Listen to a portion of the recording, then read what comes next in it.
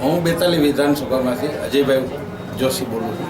બરાબર, ઘણા બધા પ્રશ્નો એવા છે કે જેના લીધે હું ઊભો છું અને મને વિશ્વાસ છે કે મારી જે આ